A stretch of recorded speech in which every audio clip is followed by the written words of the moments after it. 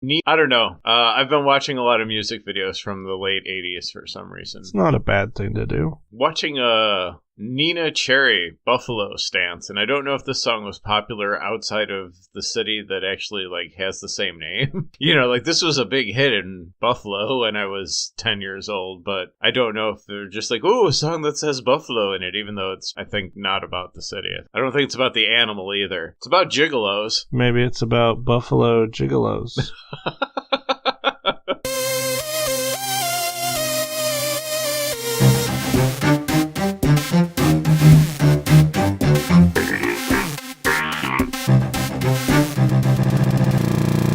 Welcome back to Cartridge Based Radio. I'm Donald, once again joined by Brad. Hello. Brad, I have a question for you as a leading spaceologist. Okay. How funky is the universe? I would say that the universe is extremely funky. In fact, I would say that funk is the universal language of the universe. That's the most scientific thing ever said on this show.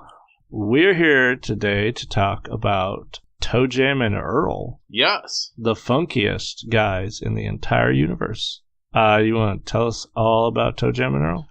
Sure. Toe Jam and Earl, Sega Genesis game. I believe it was 1991. It was published by Sega, developed in-house. It is kind of an oddball in the genre, I guess, is scavenger hunt. You walk around levels that are sort of maze-like in a way. I mean, they're not presented as mazes, but I guess you could kind of think of them as that. And there are some enemies that you mostly just try to avoid, and you look for parts of your broken spaceship to reassemble it and go back to your home planet of Funkotron. Yeah, it's got a roguelike element where every time you play it, it generates a new world. Yes. Which is long before that became a thing. It's extremely funky, but at the beginning, Toe Jam, who's a superior pilot, I suppose, is asked by Earl if he can drive their spaceship, which is powered by two gigantic speakers. Yes. Also, these characters, Toe Jam is kind of like a red octopus kind of deal, I guess. 3 feet, 2 eyes. Yeah, and the eyes are on stalks, and then he's got some arms also. And Earl is, best as I can tell, is just a big fat guy. He doesn't really look like an alien so much as he just, looks like me with no shirt on. He's orange. Yeah. So maybe he just tans a lot with spray tan. Well, okay, so a big fat orange dude, so, No.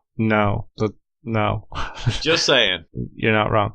So Earl promptly crashes the ship. Yes. And you end up on a planet that's foreign to Toe Jam and Earl, and it's Earth. Which that's a pretty common story because Earth covers up alien landings all the time. The only problem is Earth is extremely screwed up. It's actually floating plates in space. So this game must be a real interesting case study for those lunatics who think that the world is flat, because the Earth in Toe Jam and Earl is flat, but it's also layered like a cake. So you can go from one plane of Earth and jump in an elevator and go up to the next plane. So it's like multiple flat Earths stacked on each other, I guess. It's Tower Earth. Yes. So we live on Earth, you and I. We enjoy its roundness. Yes. Its gravity. Yeah. Its oceans, its trees, and all that. Its lack of holes that you can fall through into the nothingness of space. Yeah. So, Brad, we are joining together today to put our minds together to figure out what apocalyptic event happened to change our beloved Earth into this 7-layer bean dip of plate tectonics. Yes. And some of the plates have water even on them.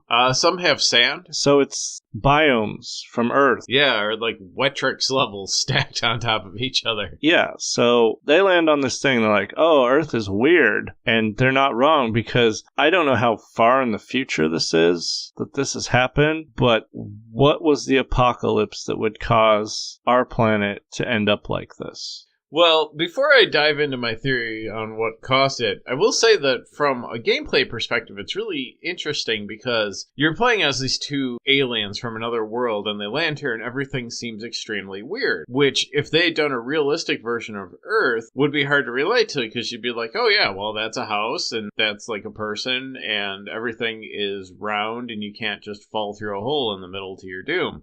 But since they made Earth weird, it's also weird to us. You almost feel what the characters are feeling in that, like, this is foreign to you as much as it would be to them, even though it's taking place on quote-unquote Earth. Yeah, that's a good point. Yeah, so that's kind of neat. But that doesn't explain how Earth got to be the way it is.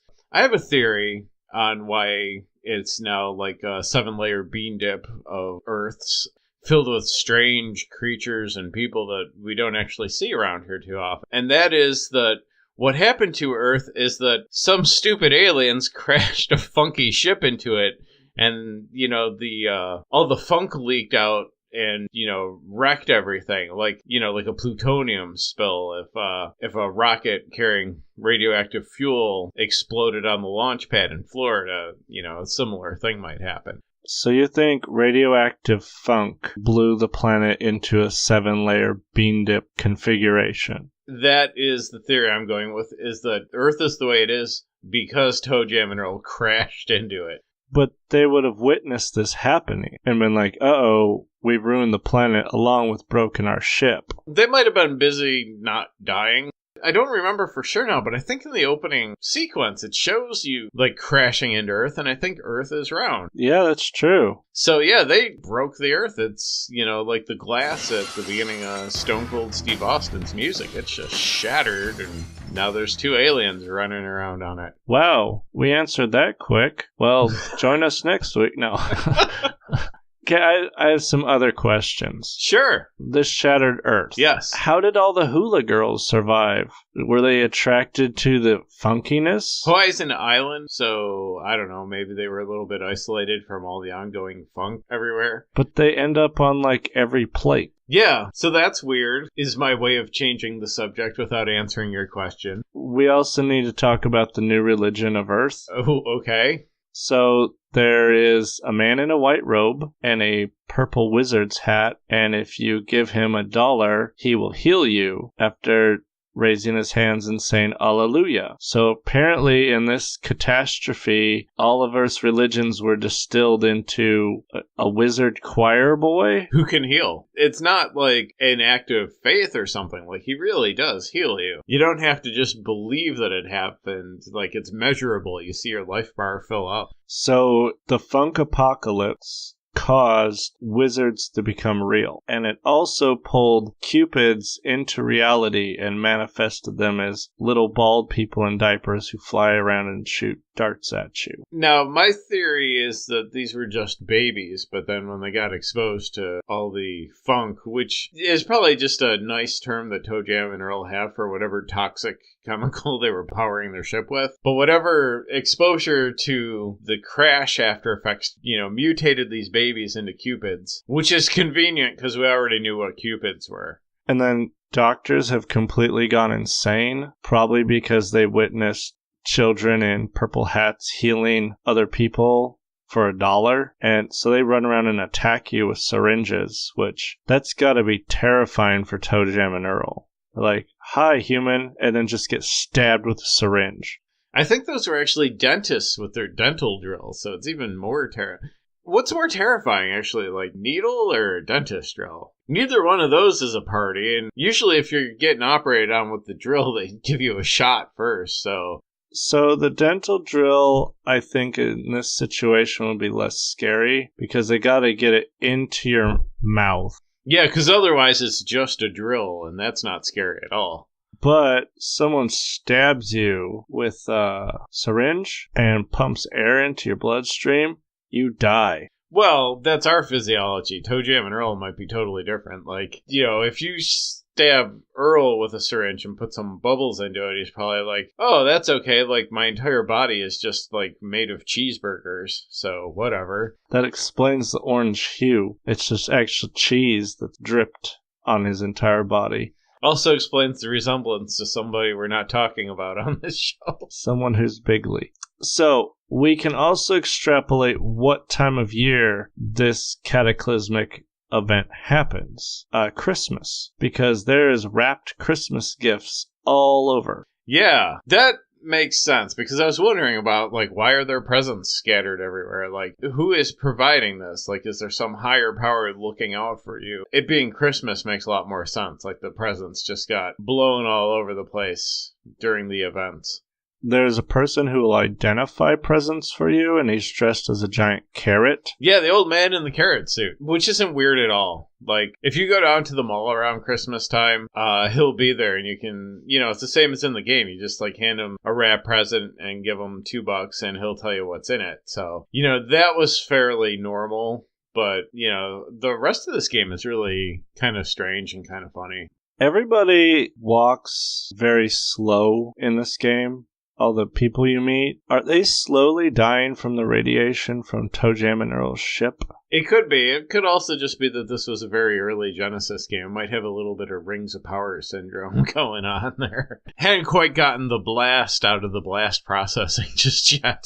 Oh no, that took a while. They had to unlock that. Like, X amount of sales, and we will unlock the blast processing. It's like they leveled up the Genesis.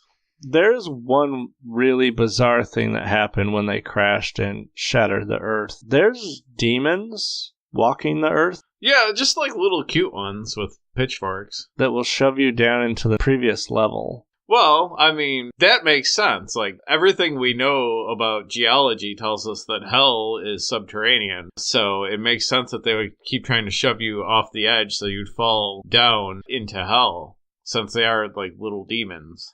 But at the bottommost level, it's water with an island on it, with an elevator. Yeah. So that doesn't even make sense, because there's water as far as I can see, which would speak to there's still a planet there. I'm not totally up on all of the flat Earth theory, so I don't know how the water doesn't just fall off the edge of the planet, but apparently it doesn't.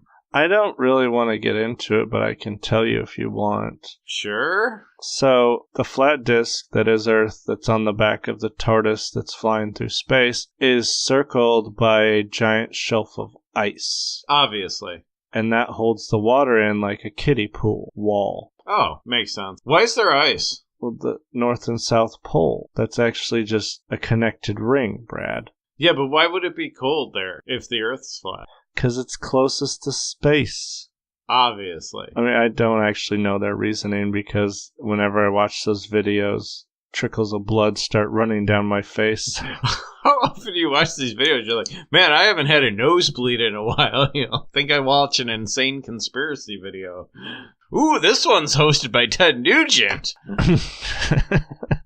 This is the Nuge. Let me tell you about Earth. First, you get your 9mm. Flat Earth fever. Glenn Beck told me this was real. Well, we've gone way political in our Toe Jam and Earl episode. Well, I mean, it's a very political game. Is it?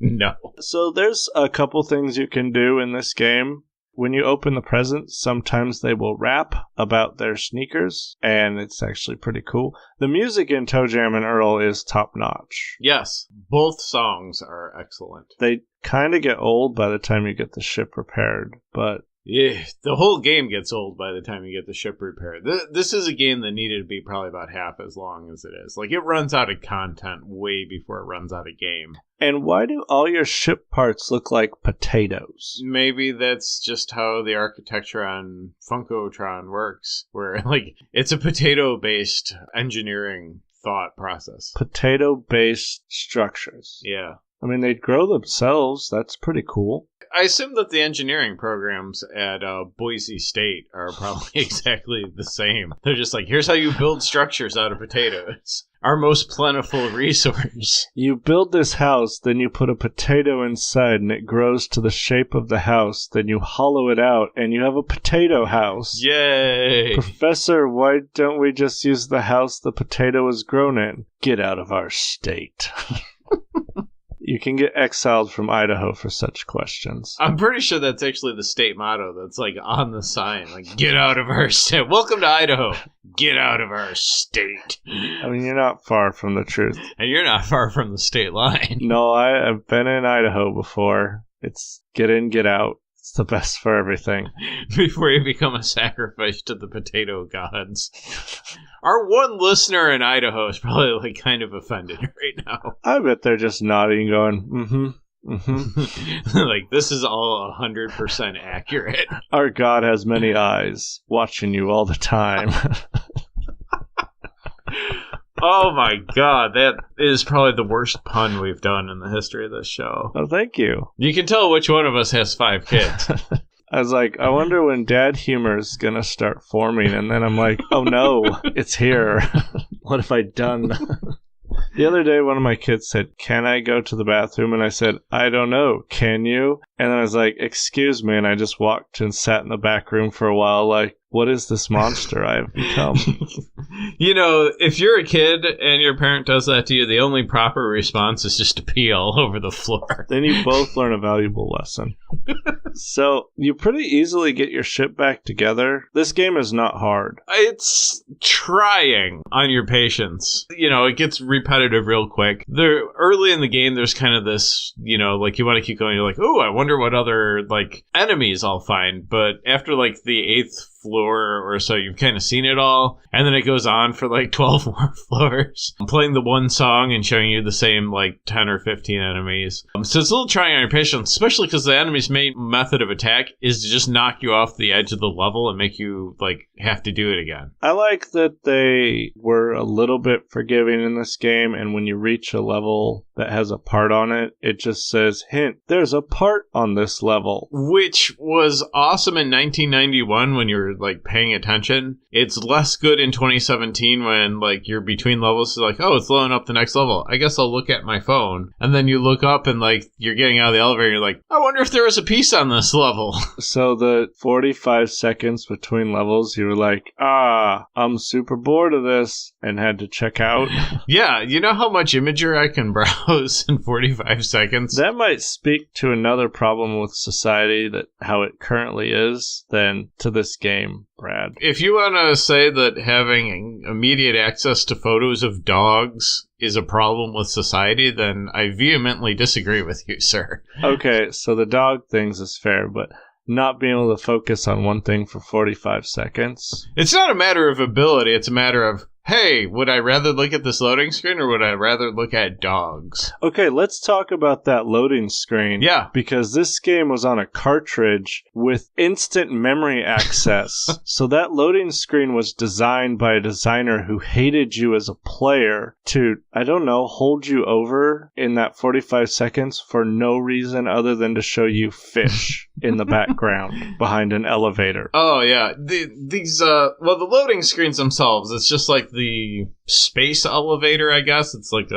an elevator, and then the background is just like neon colors and like pictures of fish or like squiggly lines, or it's very, very, very 90s, you know, like, and probably a little ahead of its time because this was like a 1991 game, so it's like, this is going to be how like backgrounds look for the next 5 or 6 years, and you're seeing it first here in Toe Jam and Earl. MTV really lifted that look from this game. Yeah. It's like, what's the worst thing we could put on a television that looks like color vomit? Look at this game, Fred. This is what we need.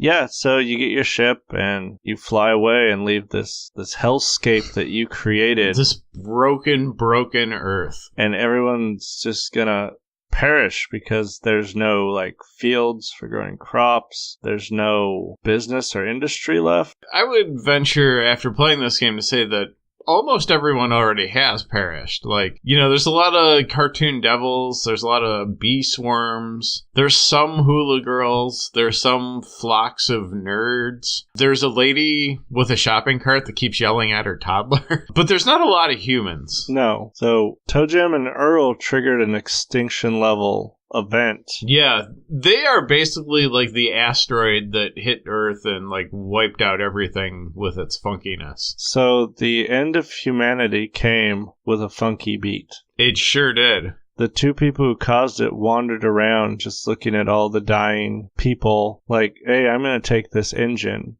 if you don't mind. Like, we've been worshiping it as a god for the last 4 minutes. How dare you take it?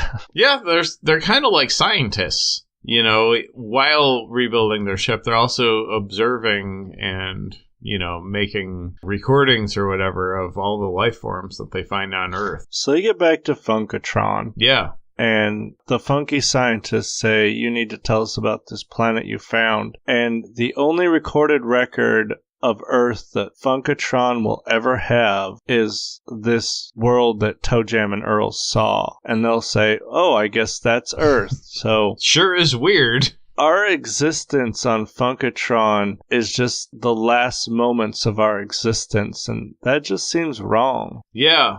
But it makes you wonder how much of recorded history is exactly that. Yeah, I mean, to the victor goes the spoils, I suppose. You know, probably like Egypt only built like 3 pyramids ever. But it's like, whoa, what does Egypt have? Pyramids just all over the place, tons of them. They're like, yeah, we did that like 1 year for Christmas. And then like we decided it was dumb. And we're like, nope, you're the pyramid country. That may not be historically accurate. It's been a while since I took my world history courses. There may be more than 3 pyramids. They might not have built them for Christmas. Yeah.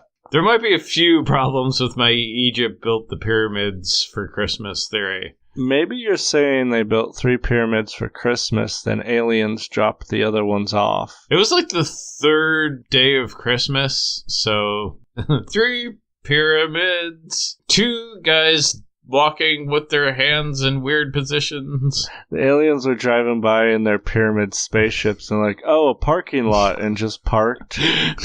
And then got out and got lost in the desert and died. And people are like, look how many pyramids the Egyptians built. No, they were probably accosted for parking their spaceships illegally and had a wild adventure. Yeah, where they tried to rebuild the pyramids. The Sphinx is actually just an RV that they drove around. I like the naming convention that's introduced in Toe Jam and Earl, where we just name planets after whatever is very obvious about them. Like, you know, Funkotron, the planet with funk music. You know, I'd like to think that there's like a whole galaxy out there with just planets like Bowlingotron and Parotron. Do you think Funkatron ever had to go to battle with like Swiss death metalotron? That seems really specific, but sure.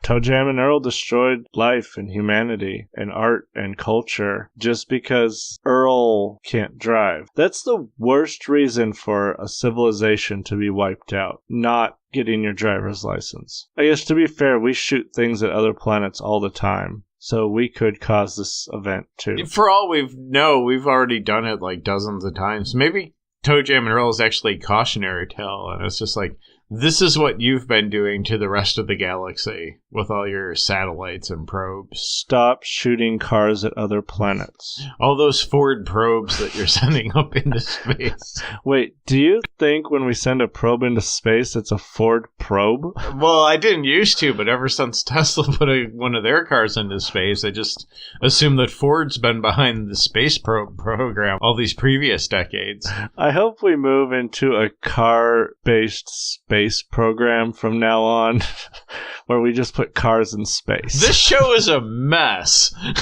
Yes, this episode is a mess, but really kind of goes along the lines of Toe Jam and Earl the game. It's just kind of stuff put together. Yeah, I mean, it's... I need something else explained about Toe Jam and Earl. So I played this back in the day at my cousin's house. Sure. I was like, this is a game, I suppose. Okay. I had Target Earth at the time, and that game was awesome. And they're like, no, you need to play this. It's like, okay, this is slow and plotting. Okay. So I didn't actually complete it until earlier this week, and I was not satisfied by this game's anything. And then I found out there's a sequel, The Battle for Funkatron. So I imagine you do the exact same thing you do in Toe Jam and Earl, just on Funkatron. So you haven't played the sequel? No. It's actually nothing like Toe Jam and Earl. It's a side-scroller. I mean, part of what people liked about Toe Jam and Earl is that it wasn't like any other game. You know, it was unique. Even if it maybe wasn't the most fun thing, at least it was an original idea. Panic on Funkotron is just like about as generic of a side-scroller as you could possibly make. So it's Double Dragon-ish? No, it's like a platformer. Yeah, it's a bad platformer. Okay, that brings me to the question I actually had. There was a Kickstarter for another Toe Jam and Earl game. Okay. And it was successful, so that means there's people who wanted Toe Jam and Earl back. Theoretically, yes. Was there one on the Xbox? Yeah. Toe Jam and Earl 3 was on the Xbox, so, you know, after like a 15-year hiatus, they made another one. Did that get a new genre, like help Toe Jam and Earl date? It's probably like a car driving simulator, like you finally teach Earl how to drive. It's just Gran Turismo, but with Toe Jam and Earl. I never played it. I never really saw much about it. You know, kind of a weird thing about Toe Jam and Earl, and this doesn't happen very much, is the guy who was most responsible for creating it actually retained the rights to the game and I guess the characters. So like this game doesn't show up in like the Sega Greatest Hits collections or anything like that. Like it's still like the property of the guy who made it. It hasn't been re-released very often because I guess it's not an easy thing to license that way. Do you think he ever sits up with a start in the middle of the night and he's like, Toe Jam? His wife's like, go back to sleep. He's like, but Earl... He's haunted by its existence.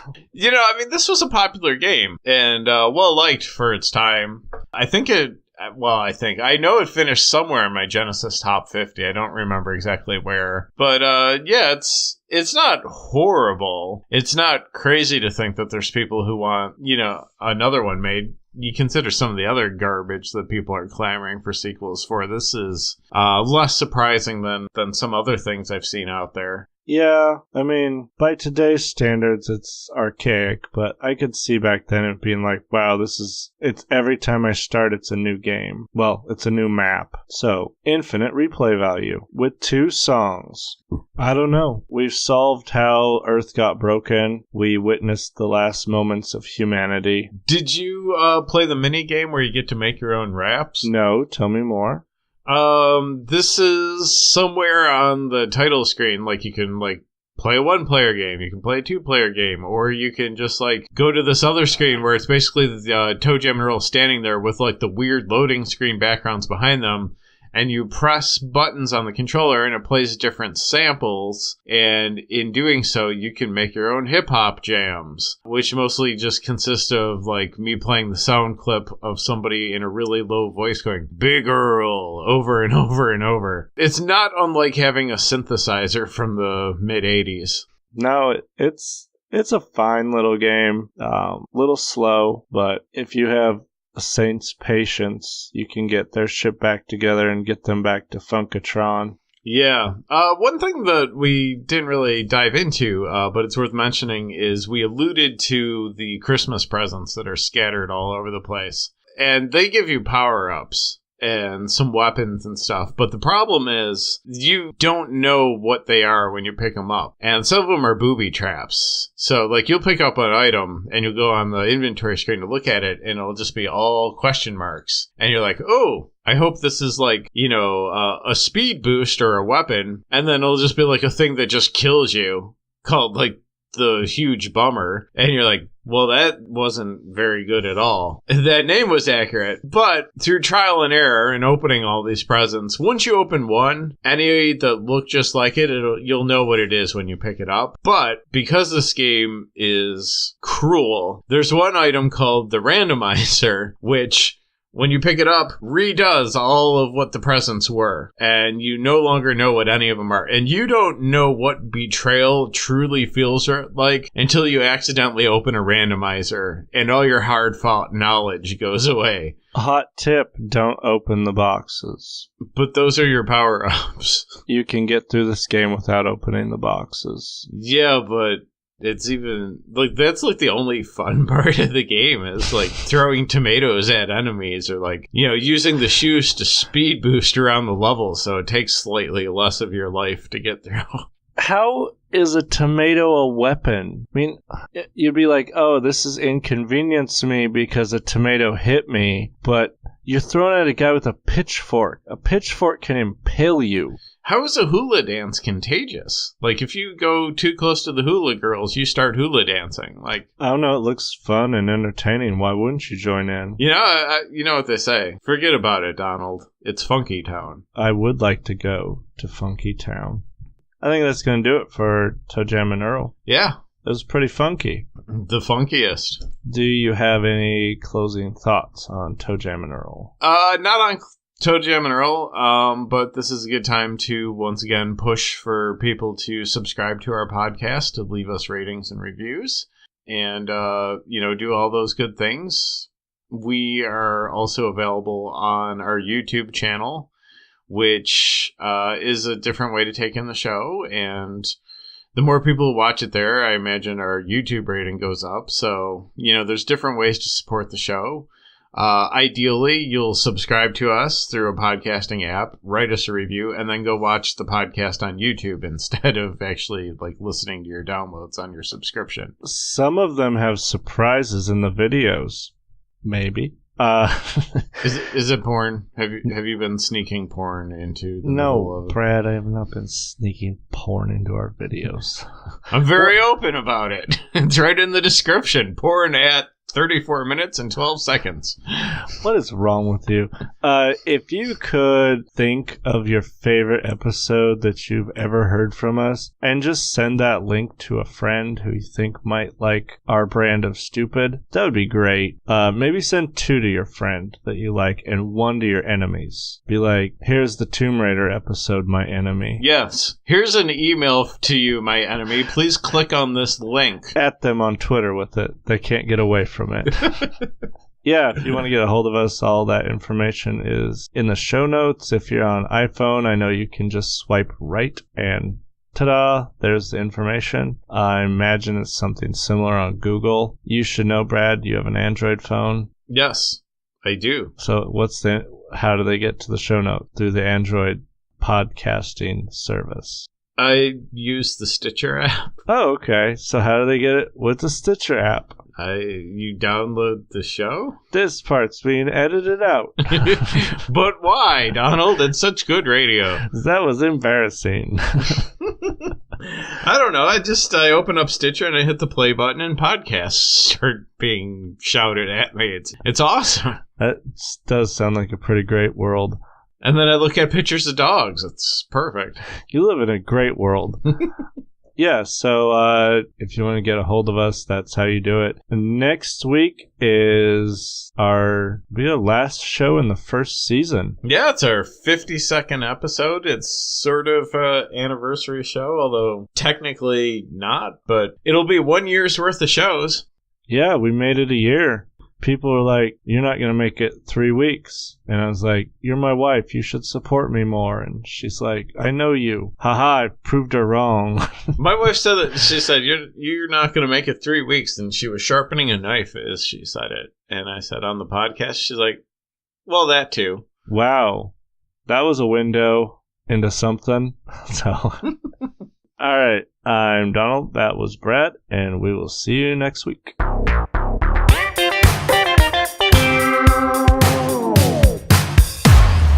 Astronomer? Cosmetologist. How do you say that word? Astronomer?